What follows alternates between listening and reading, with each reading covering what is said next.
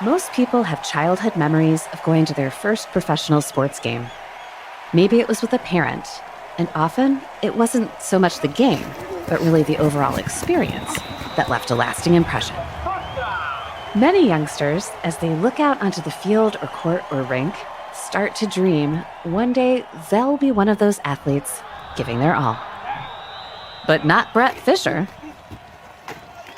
I was 6 years old. I was going down to the games. My dad, he would always take me down to, it was Franklin Field at the time, which is before Veterans Stadium. And I remember being there and just how much fun it was for me. And from the time I did that, I said, I want to be a part of this rest of my life. And then, I enjoyed playing sports. I played tennis in high school and I played basketball and all that. And, I did okay, but nothing like that. But it allowed me to know, like, hey, I'm not going to be able to go to the next level.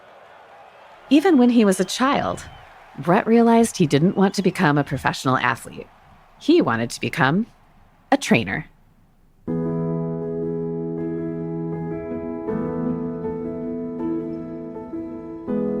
But I knew at an early age that I was able to be around sports by using my ability to know about the body.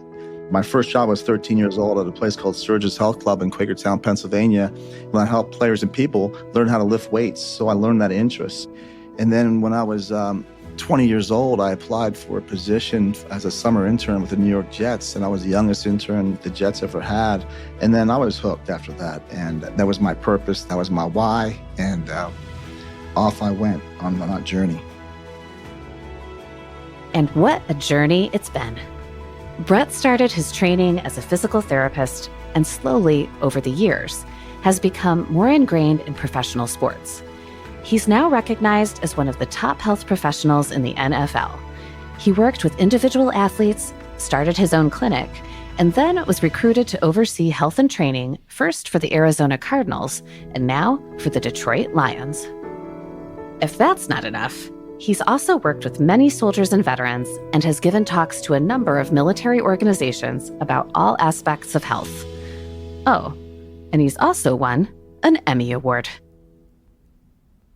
In today's episode, our hosts sit down with Brett Fischer to discuss how an NFL team manages its health and performance processes, the admiration and respect that athletes have for soldiers, and they also find out how he became a successful infomercial creator.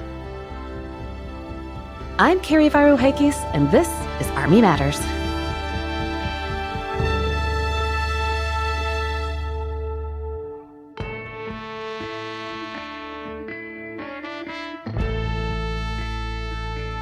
Hello, everyone, and welcome to another episode of Army Matters. I am your co-host, Sergeant of the Army retired Dan Dailey, and y'all know who I'm here with today. Your best buddy, your podcast friend, Lieutenant General retired Leslie C. Smith. So what are we talking about today, Dan? That's a great question. Now that you said that, I got some questions for you to lead into what we're going to talk about today. Okay, how's that? All right. Yeah. All right. You know what? I think our listeners, they listen to our questions attentively, and they think, I know what this episode's about. Let's see if they can figure this one out. Now, question number one for you, Mr. Smith. Here we go. The Super Bowl's coming up. That's America's game. Well, Army-Navy is America's game. Yeah, it's America's game. But we'll say Super Bowl is right after that. Yeah. So do you watch the game? I do. Okay, so you're one of the 43 million or so people that watch it? Yes. That watch the game, yeah. So where do you watch it? It depends. Last couple of years, we've had Super Bowl parties at our house. At your house? Yeah. I've never been invited. Well, you always invited. Always invited. I tell you what, you and Holly. Now, actually, Holly's invited. You're not. Holly's invited, and if you want to come with her, then maybe that's the case. That's fine. I'll drop her off and I'll go to my favorite sports bar. No, I wouldn't do that to you, brother. No. All right, so those are just lead-ins, but here's the actual question. Do you watch the game? Well, I got to finish the whole sequence. Finish the whole sequence. Go ahead. That was the build up to the first question. What's your go-to snack for the football game? Ooh. Rotel and chips. What's Rotel? Cheese and meat and tomatoes. Oh, the melty stuff with the chip in there. And you're like, you're thinking about it right now. Yeah, it makes you hungry. Yeah. Yeah. All right, over to you. All right, so do you watch the game? Of course. Do you go to the game? I've never been to a Super Bowl. What do you watch when you watch it? Usually at home, believe it or not. Yeah. You don't go to a pub or something? No, we don't. We're not in the club scene anymore. Yeah. Back in the 90s, maybe, You were dancing on the tables and stuff. Well, no, I don't think I ever did that. But night fever. Yeah. Mm-hmm. What's your go-to snack? So I'm a big black licorice guy, believe it or not. I like black licorice. I know that you either love it or you hate it. Yeah. I'm a hater. Why black licorice, Dan? So my favorite is, they have dots, but they're black. They're called crows, right? So there's black licorice dots. You can't find them very, very often. I just found some when I was home for Christmas, by the way. But I love those things. Problem is I can't stop eating them. They're like addictive? They're super addictive, if you like black licorice. Okay. Yeah. All right. Mm-hmm. Anyway, so let's go back to you. Question number 2. Okay. Did you play football when you were younger? I did. Oh, at what level? High school only. That's it? Yeah. What position did you play? I was a defensive end and a free safety. Did you ever get an interception? Nope. We had a pretty good team. We went undefeated through the playoffs. Whoa. Until the second round. Then we lost to the team we beat during the year. But that's a whole nother conversation for another day. For another day. How about you? Did you play football? I did not play football. Why not? But I played basketball. Yeah, I know. So, but didn't y'all win the state championship in basketball? No, well, we didn't win. Mm-hmm. We were undefeated, and then we lost at state championships to bigger schools. Yeah, so, I understand. Yeah. Okay, what's the next question? Yeah. So, Les, the reason why we're talking about football and sports is because today's guest is Brett Fischer, and he is the Director of Player Health and Performance for the Detroit Lions. Detroit. Let's, why don't you invite him to the show? Brett Fischer, welcome to Army Matters, brother. It's a pleasure to be here and an honor. And just thank you for having me on the show. So before we get into it, so what time did you get in and what time did you start work to get ready for today? Yeah, we arrived about 3 a.m. here Detroit time, back after the game, and I went back to the Lions facility. I actually slept here last night in the massage room. We had to be up at 8 o'clock.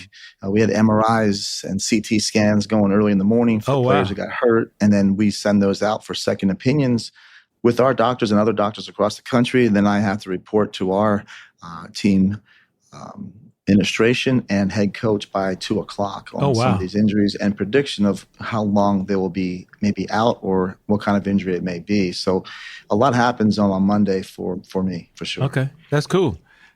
Is it on a couch, a cot? What were you sleeping on, Brett?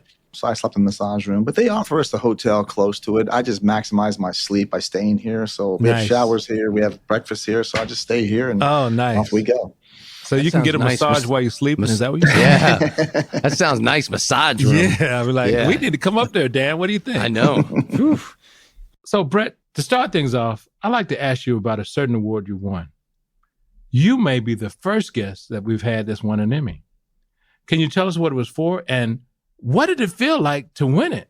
I did some work with the NFL Network on basically exercises and things they can do. It was called NFL Up, and it's really to help the 8-year-olds playing sports up to college players and how can they improve themselves. So we were able to win an Emmy doing that. So it was a great honor back in 2000. I think it was 13. It was it's something I don't talk about a whole lot. It's something that I was fortunate to get a part of, and it was an honor to get that for sure. Yeah.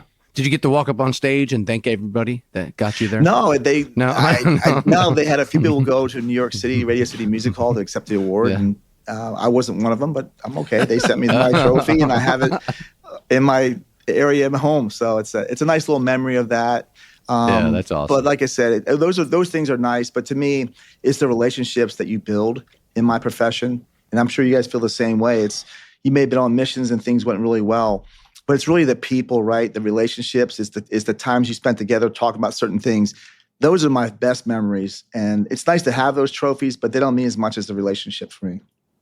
Yeah, I mean, so on a professional sports team like the Detroit Lions, how many folks are on the team that their job is explicitly to take care of the players from a medical perspective? We have 9 full-time here, and then we have 3 doctors that really are on call 24/7, and they're here various times during the week. And then I have a list of doctors that are really like associated with us. They're like dentists and eye, may not call every day. And that's a big list there too. But even in game day, we have almost, I think, 25 or 30 personnel on the sideline. And there's airway physicians, emergency physicians. We have EMTs. We have everything. In fact, 90 minutes before every game, we get together with the other team and everything is organized, where the emergency room is going to be, the ambulance is going to be, all these different things are prepared ahead of time. So it's a very thought out process in the NFL. So if something goes wrong, there's medical care right there immediately. And then in practice, same thing. We have people we can call immediately, and we have emergency technicians here at all of our practices as well too when we do hitting. So we make sure we have the proper medical care for the emergencies. Now we are trained to take them on a spine board and things like that, but and then our response time here is about 3 to 5 minutes from emergency rooms, which is good too. Yeah, that's pretty cool. Sounds a lot like the military, Dan. What do you think? Mm-hmm. Yeah, I mean, well, I want our listeners to know that how much goes, they watch the game, and we're all, fan struck by the players, but there's a huge enterprise in the back, that helps that machine run, right, on Sunday. Yeah, it's amazing. And it's funny because sometimes my baseball players that I used to work with will ask, hey, can I come see you? And I have to get permission when we're on an away game, because when we come into a hotel, we'll come underground, behind the scenes. We'll take over a whole floor of ballrooms. Yeah. There's security everywhere. And within 1 hour, we have videos in offensive room, defensive room, special teams, quarterbacks, and they're like big videos. It's a lot like the military moving, getting out. Within 1 hour, you're set up, and you look into these rooms, and our room is full of tables, medical equipment, and it's a full-on physical therapy facility within 1 hour of landing. That's amazing. Then there's security everywhere, and then they're showing plays. The videos are going. We have our own Wi-Fi, our own password in the hotel. Mm-hmm. I would assume it's very close to what the military does when they do mobile units. Yeah, when they set up. Yeah, it reminds me of a golf tournament when nothing's there and they show up. That's what you guys are doing too. And then when you're done, you leave, and it's like, whoop, we haven't been here. So, you've mentioned in previous interviews that Gary Gray was one of the most important mentors you've had. Now, who is Mr. Gary? Can you tell us about the time you stayed up late reading one of his books? Gary Gray, back in the 90s, was a man that came out and started just challenging the way we looked at physical therapy and medicine. And I took his course in 1997, I believe. And I was in San Diego, California. And my wife, after the first day, she saw me in the bathroom like at 2 a.m. because my 2 kids were with me. They were 2 and 4 at the time. And I didn't want to wake them up. And she goes, "What are you doing?" I said, "Everything I learned in physical therapy school is wrong. And this man has changed my world." I said, "He rocked my world." And it just made a lot of sense. So I went on to take many, many courses from him. And now he's probably the most famous physical therapist for there. They call him the father of function. He's invented a lot of products. And he has the Gary Gray Institute. And it's basically the song, the hip bones connected to the thigh bone. Mm-hmm. He basically made that come true. Okay. And why, and function, and really transformed the way people train. And it's going global.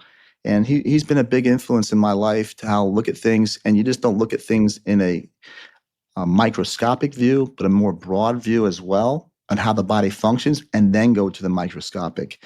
And it's a game changer. And he's still working hard. And every time I see him, I always say I have 12 pages of notes when I see him. I just take notes because he's talking and I just write. Nice. Okay. So as a trainer and a health expert, you're involved in all aspects of the athlete's process. And as you say, you're intimately involved. Can you share with us one of the most inspiring athletic training stories you've witnessed firsthand? Somebody got just a terrible injury on the field. And I think one of them may have been pitcher Kerry Wood from the Chicago Cubs. I don't know if you remember him. He had the big 19 strikeout in there. Yes. He had a torn rotator cuff that just took a year of that. And he was down to his last straw, and he finally made it back. And so much of the work that he did with me and his feedback kind of gave me new ideas on how to treat the shoulder and how to do things. He helped me become a better physical therapist. He challenged me so much in a way that he wanted to come back so bad. And I would stay up in the middle of the night or get up at 2 or 3 in the morning and think of ideas that I never thought of before. And looking back on it, he made me a better physical therapist. And to see him come back and play 3 more years after that was so rewarding to do that because no one gave him a chance to come back. And we still stay close friends to this day because of the time we spent together. So it's always a special thing for me. That's so cool. So you work with a lot of athletes. So who's been the most impressive athlete that you've ever worked with from a holistic 360-degree perspective? Fastest, strongest, best looking, and you can't pick Dan or I. So you got to pick somebody else. Yeah, I'd say probably one of the best athletes I ever worked with was Adrian Peterson, the running back. I didn't have him for long. Adrian Peterson. Yes, yeah. Okay. And we had him for a short time in Arizona, but just to see his athleticism, I remember even doing a dry needling on him in his neck area, and he had such big muscles. I was like, this wasn't like needling a typical neck. It was like needling a thigh. And but what a great man, nice man. But he had everything. He had the physique, he had the ability, the change of direction, the speed, the power. He was probably the most impressive athlete I've ever worked with. And he played quite a long time in the NFL. Yeah. So I'm sure there's another athlete from Arizona that you work with a lot, like a wide receiver that everybody knows. You know, one of the most unique athletes I've worked with that had the total package was Larry Fitzgerald of the Arizona Cardinals. Yeah, I'm surprised you didn't mention him. I wouldn't say Larry was the best athlete. Yeah. But what Larry has is the strongest mindset. Okay. And his will and his ability to be, to improve, to adjust and make adjustments. And I think that's a huge part of anybody in the U.S. Army, NFL, or life is your ability to make changes. When life throws you a curveball, can you adapt? And every year, at the end of the year, Larry would come to me and say, "How do I look?" I said, "What do you mean?" He goes, do I look old? Do I look good? I said, "You still look good." He goes, because every year he'd call me about 6 weeks after the season. He goes, "All right, tell me how I am as a leader. Tell me as I'm a receiver. What can I do better?" Like he asked certain people in his life, I wasn't the only one, that he trusted, that what can he do better? On all levels, as a person, as a leader, as a receiver, everything. And it was just amazing to be around him, to see the details and how he does it. And his emotional intelligence and his ability to communicate with other people was amazing. So he taught me so much as a person as well. And I love him to this day. We still stay in touch as well. And to see all the accolades, he just got another accolade of Man of the Year for somewheres. And I can see why. He's just an amazing person. Yeah. Well, you mentioned Army, so I wanted to pull that string. Can you remember the first Army or military veteran or service member you ever worked with as a health professional? Top of my head, I had quite a few because the VA hospital in Phoenix was overloaded, and they would be very good about referring them out. So we got quite a few U.S. Army that served in Afghanistan, and we would get them in there for various injuries. And that was amazing. And I know my athletes were all amazed too. It's funny because the athletes idolize the military, and the military loves the athletes. So when they come in there, I think sometimes the general public doesn't always give the respect that's needed for our military. But to see these athletes respond the way they did, they were like in awe of these men and women, or what they did. You know, so many of our service people, that's their job, and they're so humble about it. But when you ask questions and they actually go into what happened, it gets quiet real quick with a bunch of athletes. They're like, man, this is so different than what I did. And what the U.S. Army does is life and death. And there's a reverent respect that we have in the NFL for the U.S. military. Join AUSA, the Army's premier professional association and host of the largest land power exposition in the United States. AUSA is open to everyone, including all ranks and components. So whether you have a relationship with the U.S. Army or simply want to honor those who serve, you can learn more online at ausa.org/join.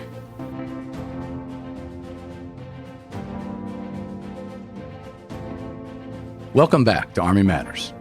Now, Brett, you've spoken here previously at AUSA, as well as other military functions. Can you tell us a bit about what do you talk to them about? You know, I had a chance to go and speak to the Green Beret down in North Carolina 2 years earlier. And to see all the injuries they have and, and jumping out of airplanes in the dark and just the different stories they told me and things I could maybe do. Because we do a lot of quick things on the sidelines and things like that would be kind of like the battlefield.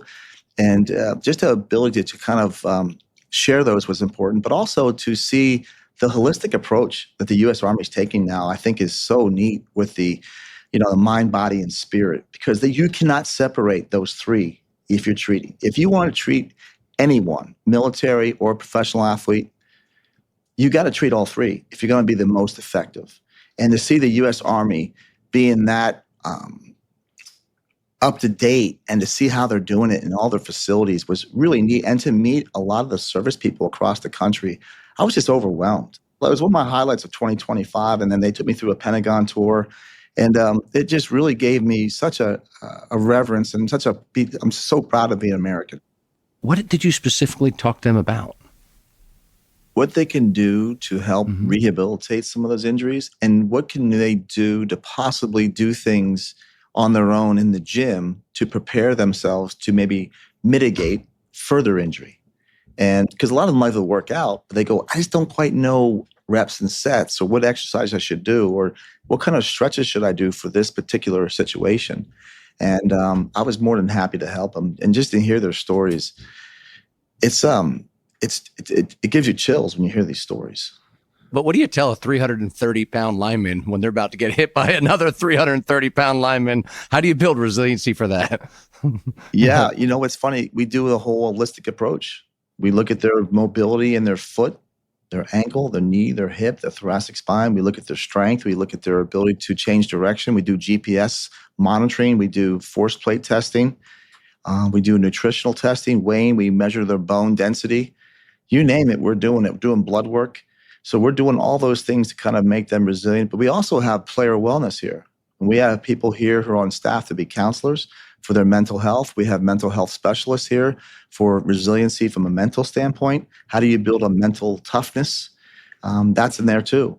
And our organization does a really good job in the draft of really asking those kind of questions and trying to draft, or for us to draft enough people who can at least start the process that we feel fits the Detroit Lions. And that's really about grit and the ability to adapt. I got to pull into this a little more because I'm just intrigued by it, how deep this is. But you've been in this business a long time, Brett. So who are the leaders in this in professional sports? Can you go back that far? And obviously when football first started, they had leather helmets. And that's when you played it, Dan? Or was that no? Me? Was that when I wasn't playing that early either? Yeah. So who's the folks that really started to revolutionize the helmet? Yeah, in the NFL, a man named Ronnie Barnes, who is still part of the New York Giants. He runs the New York Giants. He's been there for 40-something years. Dynamic man. He created a lot of things in the NFL and systems. And every year they make us better, that association. They challenge us to do those things. And now the NFL has their medical director, Dr. Alan Sills. He leads the way as well. And there's always constant research. Every year we get together for a week on NFL Health and Safety Summit to increase that, but also increase our knowledge. But also they send out information all the time to us to keep us up to date. So it's a fun job for me because I get to work with all kinds of different doctors and therapists and trainers and try and put this all together to make our team as healthy as possible.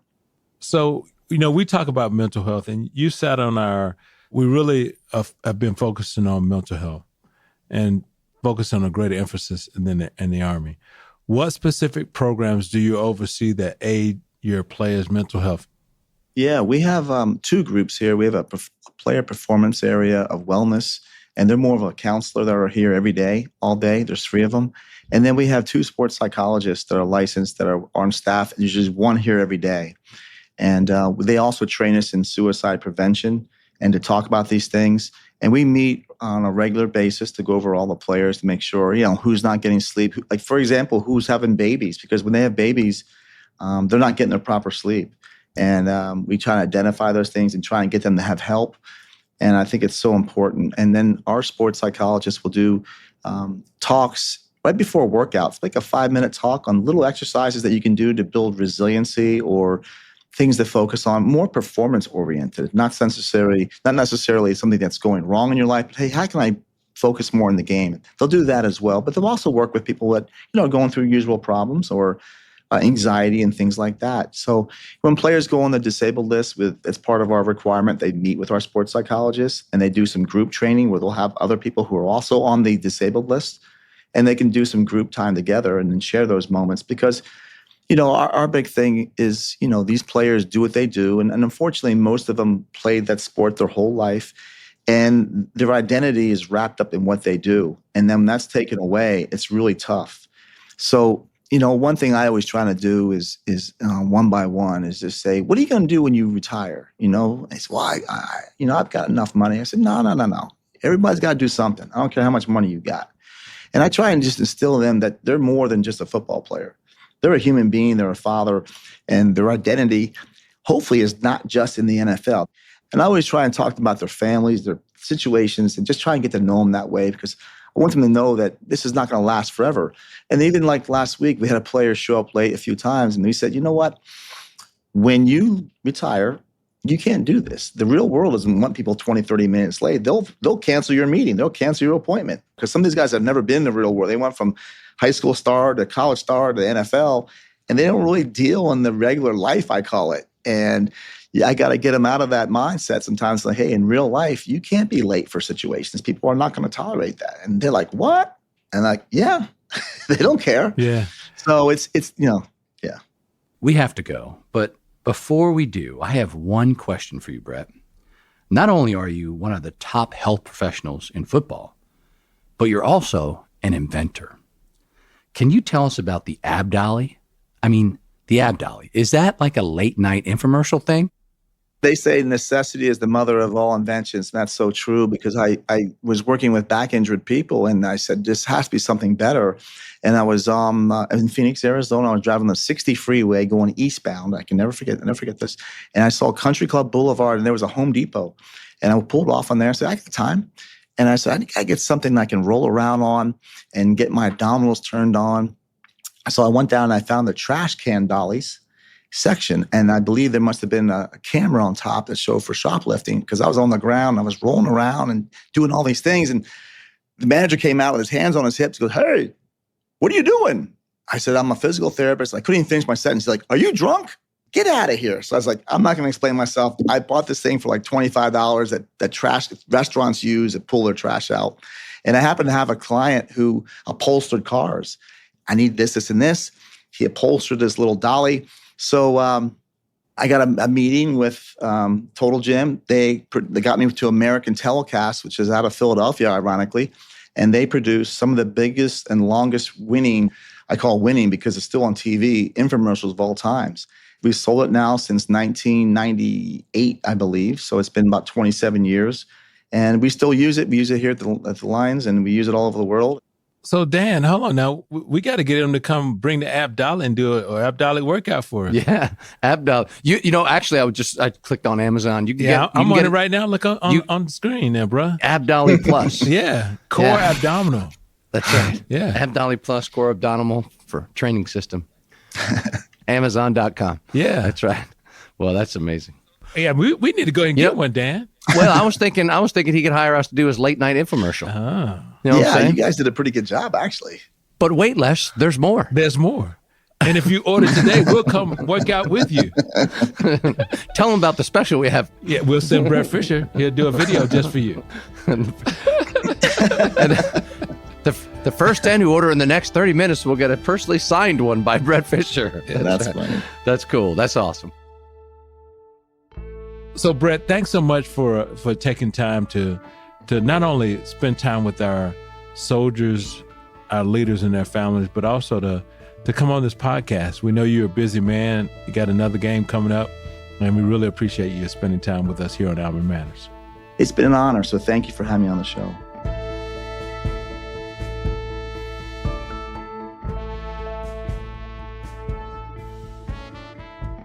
To all our listeners, thanks for joining us.